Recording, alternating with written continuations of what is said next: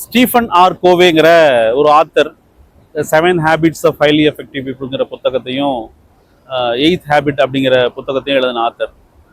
அவரு ஒரு புத்தகத்தினுடைய முன் பக்கத்தில் எழுதியிருப்பாரு, 4 L அப்படிங்கிறது வந்து லைஃப்ல ரொம்ப முக்கியம் அப்படிங்கிறது. ஃபர்ஸ்ட் வந்து எல் ஃபார் லிவ், இன்னொரு எல் ஃபார் லேர்ன், இன்னொரு எல் ஃபார் லவ், அண்ட் இன்னொரு எல் வந்து லீவ் எ லிகசி.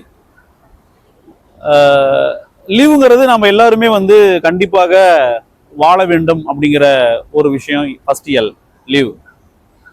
லேர்ன் அப்படிங்கிறது இந்த சமூகத்திலையும் இந்த உலகத்திலையும் நம்ம என்ன விஷயங்களை நம்மளால கற்றுக்கொள்ள முடியும், அதாவது பள்ளிக்கூடத்தில் போய் கற்றுக்கிறது, அது இல்லாமல் இந்த சமூகத்தில் நம்ம கற்றுக்கிற பல விஷயங்களை லேர்ன் அப்படின்னு சொல்கிறாரு.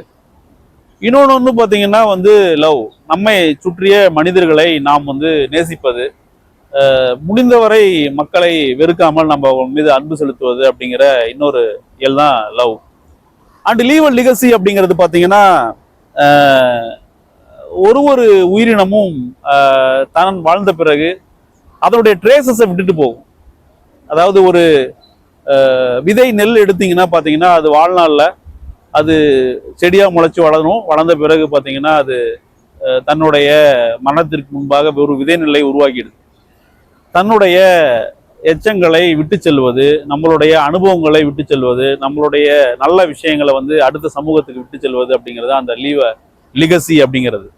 அப்போ இந்த 4 எல்லையுமே வந்து நம்ம லைஃப்ல வந்து கடைபிடிக்கும் போது வந்து லைஃப் வந்து ரொம்ப பியூட்டிஃபுல்லாக இருக்கும் அப்படிங்கிறது தான் ஒரு விஷயம்.